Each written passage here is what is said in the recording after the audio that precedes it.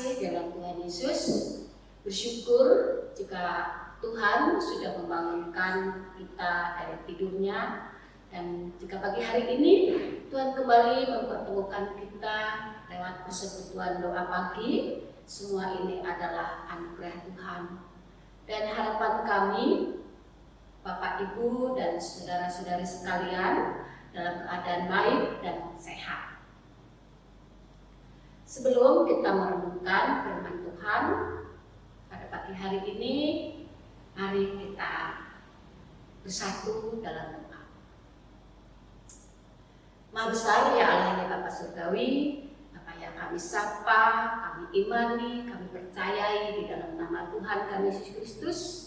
Kami bersyukur Tuhan jika pada pagi hari ini Tuhan kembali mempertemukan kami lewat persekutuan doa pagi online. Dan jika saat ini ya Bapa, hamba-Mu yang penuh dengan segala keterbatasan dan kekurangan serta kelemahan mau belajar untuk kami boleh berbagi firman Tuhan yang saat ini kami akan dengarkan bersama-sama. Biarlah kuat kuasa Roh Kudus-Mu Tuhan yang senantiasa berkenan untuk boleh memampukan setiap kami, sehingga yang boleh kami sampaikan tentang kebenaran firman-Mu, itulah kehendak-Mu saja yang boleh terjadi Bapa. Terima kasih Tuhan, ampunkan kami segala dosa dan kesalahan kami. Dalam nama Tuhan kami Yesus Kristus, kami berdoa dan mengucap syukur. Amin. Bapak, Ibu, dan saudara yang terkasih dalam Tuhan, tema renungan doa pagi ini yaitu tantangan iman, yang mendasari saya ambilkan dari Kitab Para Rasul 13 ayatnya yang keempat sampai ke-12. Saya akan membacakan untuk kita semua. Oleh karena disuruh Roh Kudus, Barnabas dan Saulus berangkat ke Seleukia, dan dari situ mereka berlayar ke Siprus. Setiba di Salamis, mereka memberitakan firman Allah di dalam rumah-rumah ibadat orang Yahudi. Dan Yohanes menyertai mereka sebagai pembantu mereka. Mereka mengelilingi seluruh pulau itu sampai ke Pafos. Di situ mereka bertemu dengan seorang Yahudi bernama Bar-Yesus. Ia seorang tukang sihir dan nabi palsu. Ia adalah kawan gubernur pulau itu, Sergius Paulus, yang adalah orang cerdas. Gubernur itu memanggil Barnabas dan Paulus karena ia ingin mendengar firman Allah. Tetapi Elimas, demikianlah namanya dalam bahasa Yunani, tukang sihir itu menghalang-halangi mereka dan berusaha membelokkan gubernur itu dari imannya. Tetapi Saulus, juga disebut Paulus, yang penuh dengan Roh Kudus menatap dia dan berkata, "Hai anak iblis, engkau penuh dengan rupa-rupa tipu muslihat dan kejahatan. Engkau musuh segala kebenaran. Tidakkah engkau akan berhenti membelokkan jalan Tuhan yang lurus itu? Sekarang lihatlah, tangan Tuhan datang menimpa engkau dan engkau menjadi buta. Beberapa hari lamanya engkau tidak dapat melihat matahari, dan seketika itu juga orang itu merasa diliputi kabut dan gelap, dan sambil meraba-raba ia harus mencari orang untuk menuntun dia." Demikian pembacaan firman Tuhan pada pagi hari ini. Di Pulau Pafos, Barnabas dan Saulus mendapat undangan dari seorang gubernur di pulau itu. Ia bernama Sergius Paulus. Ia bukan seorang Yahudi. Dalam bertindak sangat berhati-hati dan penuh dengan pertimbangan.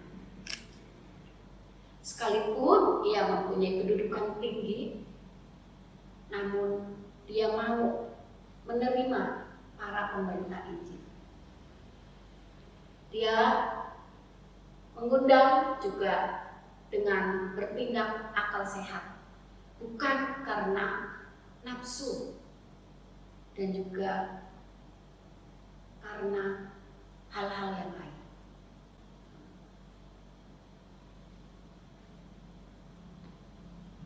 Sang gubernur mengundang Barnabas dan Paulus ingin mendengar ajaran yang benar dan juga ingin mengerti tentang pikiran dan kehendak Allah. Sekalipun dia mempunyai wewenang, namun sang gubernur ini menerima para pemberita Injil ini dengan baik, dengan respon yang sangat positif. Namun demikian, ada seorang kawan yang tidak suka mendengar sang gubernur menerima ajaran kebenaran. Dia adalah Elimas, seorang tukang sihir. Dia tidak hanya menyimpang dari jalan kebenaran Allah, melainkan juga ingin membuat sang gubernur menentang kebenaran Allah. Elimas ingin sang gubernur tidak percaya kepada Tuhan Yesus, karena hal itu mengancam keberadaannya. Semakin hebat dan berkuasa seseorang, semakin besar tantangan mereka untuk menyatakan iman. Iblis akan terus berusaha mencegah mereka menjadi taat kepada Allah, sebab teladan mereka akan memengaruhi banyak orang. Sementara di sisi lain, orang yang berpikiran licik, mereka bisa dianggap sebagai antek iblis. Mereka yang selalu gemar untuk membelokkan jalan Tuhan. Biasanya mereka juga bersikukuh dalam tabiatnya, sekalipun jalan di depannya menunjukkan bukti yang kuat akan kebenaran adanya Allah. Mereka juga terus menentang perjalanan Injil itu diberitakan dengan berbagai cara, dengan berbagai usaha. Bagaimana supaya sang gubernur ini berpaling dari jalan kebenaran Allah, sehingga dia mempunyai iman yang lemah, iman yang mundur, karena dia memang iblis pekerjaannya adalah licik. Bapak Ibu yang dikasihi oleh Tuhan, bagaimana respon kita sebagai orang percaya ketika kita boleh mendengarkan perjalanan iman seorang gubernur yang mendapatkan tantangan? Tentunya bagi kita orang yang beriman dan percaya kepada Tuhan Yesus adalah sesuatu pembelajaran untuk memotivasi supaya kita mempunyai iman yang terus bertumbuh, yang terus mempunyai akar yang kuat. Ada beberapa catatan dari saya. Yang pertama adalah jangan sekali-kali kita menjauhkan diri dari pertemuan-pertemuan ibadah. Karena lewat ibadah itulah firman Tuhan itu diperdengarkan bagi setiap kita orang percaya. Bukankah firman Tuhan juga mengatakan iman itu timbul dari pendengaran? Pendengaran oleh firman Tuhan. Itu yang menjadi patokan buat setiap kita orang percaya. Sehingga kita diperhadapkan dengan tantangan iman, kita juga tidak mudah lemah, tidak mudah goyah, apalagi kita putus asa. Kalau kita berbicara masalah tantangan iman, Bapak Ibu dan saudara sekalian, datangnya itu bisa dari luar atau dari dalam itu sendiri. Dari dalam yaitu keluarga, dari luar yaitu kawan, sebagaimana yang dialami oleh sang gubernur.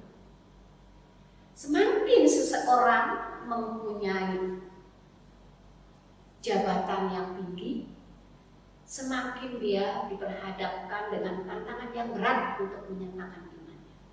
Itulah yang dialami oleh sang gubernur Sergius Paulus di Pulau Pafos. Oleh sebab itu kita juga selalu diingatkan sebagai orang yang beriman dan percaya kepada Tuhan Yesus. Di dalam 1 Petrus 5 ayatnya yang ke-8, Tuhan mengingatkan kepada orang yang percaya dan beriman kepada Tuhan Yesus supaya kita sadar, kita berjaga-jaga, karena lawan orang beriman dan percaya kepada Tuhan Yesus adalah iblis. Iblis selalu berjalan-jalan keliling seperti singa yang mengaum-ngaum,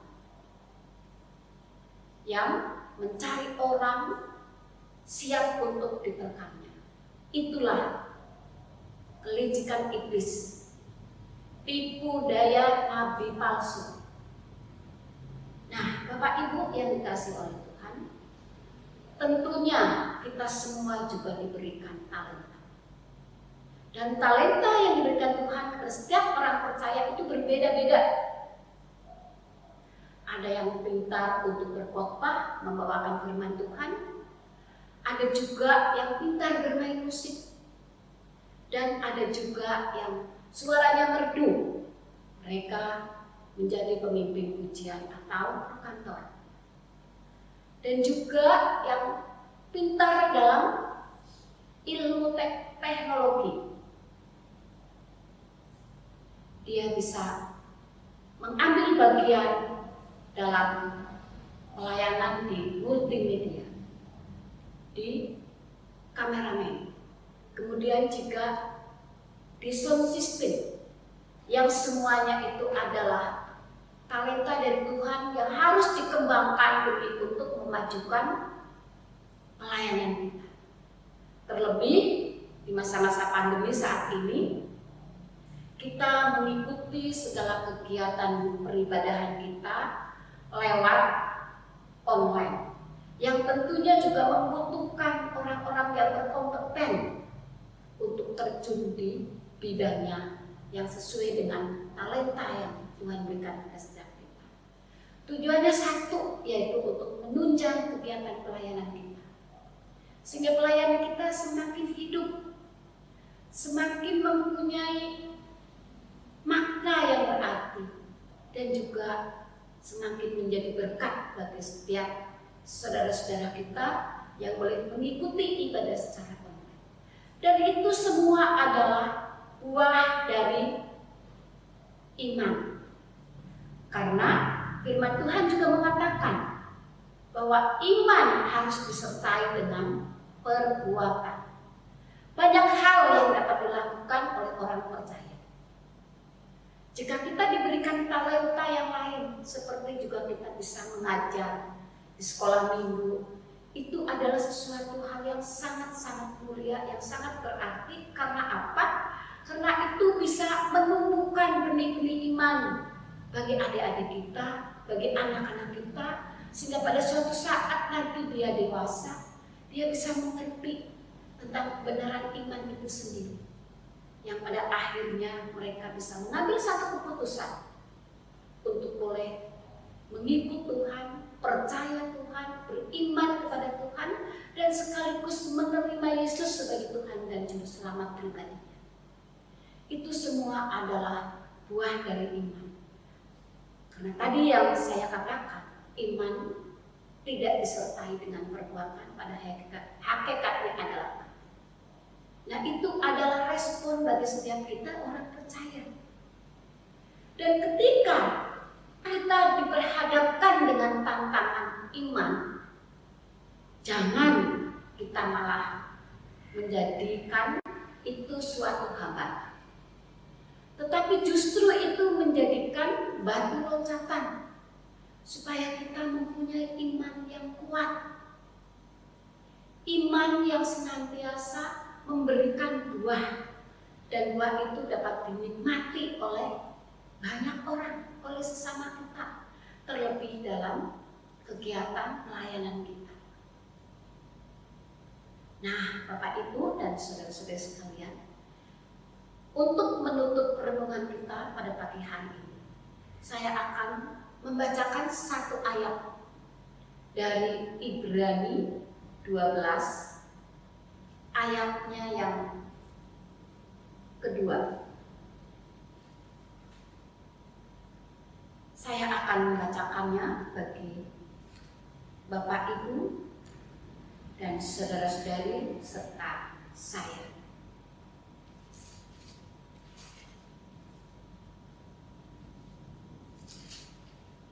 Ibrani 12 ayat yang kedua demikian. Marilah kita melakukan dengan mata yang tertuju kepada Yesus, yang memimpin kita dalam iman dan yang membawa iman kita itu kepada kesempurnaan, yang dengan mengabaikan kehinaan tekun memikul salib, ganti sukacita yang disediakan bagi Dia yang sekarang duduk di sebelah kanan tahta Allah.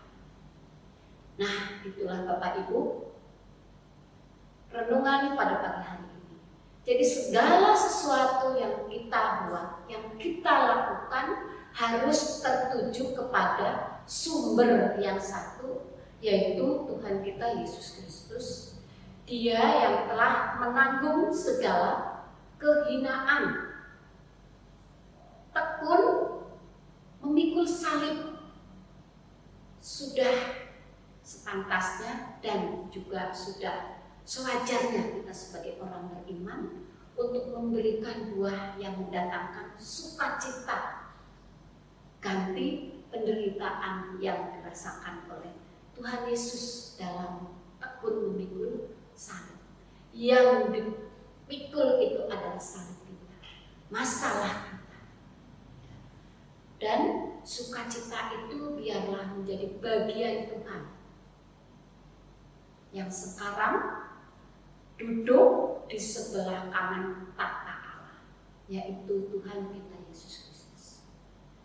Demikian Bapak Ibu dan saudara-saudara sekalian, renungan pada pagi hari ini. Semoga menjadi berkat bagi kita semua untuk menguatkan setiap iman orang yang percaya kepada Tuhan kita Yesus Kristus. Mari kita bersatu dalam doa. Bapa Surgawi, kembali kami boleh menghadap Engkau Tuhan.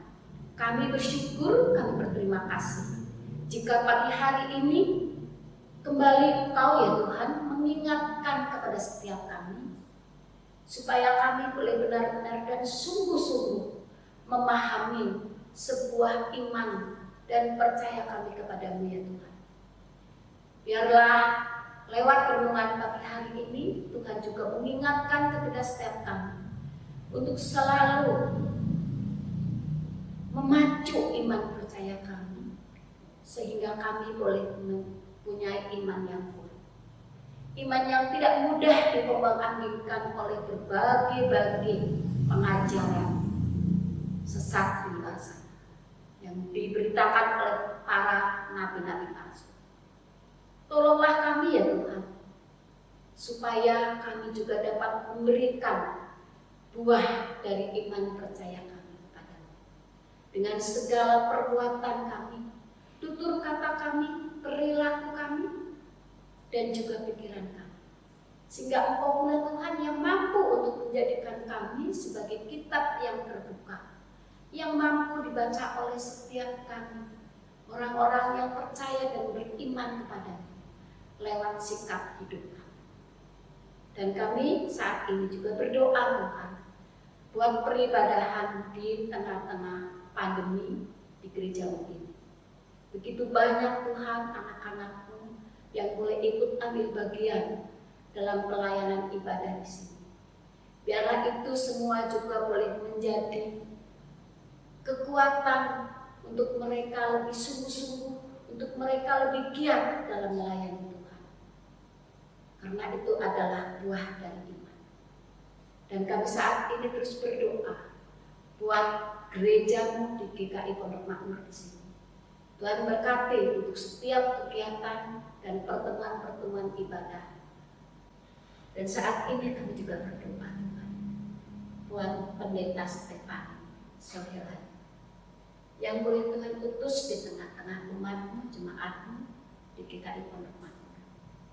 Berkati Tuhan dalam segala pelayanannya di tempat ini. Dan berkati juga untuk kesehatan. Jauhkan dari berbagai hal yang tidak kami inginkan. Tuhan juga berkati untuk setiap anak-anak-Mu yang juga mereka ikut ambil bagian dalam peribadahan secara live streaming atau online. Biarlah itu juga Roh Kudus yang boleh membakar semangat mereka untuk terus berkobar-kobar dalam pelayanan mereka. Dan kami juga berdoa Tuhan buat saudara-saudara kami yang saat ini sedang diperhadapkan dengan tantangan iman, supaya Tuhan sendiri yang akan memampukan dia, Roh Kudus yang boleh membakar semangat dia untuk terus menyala-nyala dalam iman mereka, sehingga mereka juga tidak mudah untuk dibelokkan dari jalan Tuhan yang benar. Dan kami berdoa pula buat saudara kami yang saat ini sedang bergumul dalam masalah kehidupannya, baik itu masalah sakit penyakit, masalah pekerjaan, masalah usaha, masalah ekonomi, dan juga yang lain-lain. Tuhan tolong anak-anak-Mu ini buka jalan bagi setiap masalah yang mereka hadapi, sehingga mereka boleh terus tetap berharap, bersandar hanya kepada-Mu ya Tuhan, Allah yang hidup, Allah yang kami imani, kami percaya dalam nama-Mu yang kudus, Tuhan kami Yesus Kristus. Inilah Tuhan seruan doa, permohonan dan ucapan syukur kami yang boleh kami landaskan di dalam satu nama, Tuhan kami Yesus Kristus. Amin.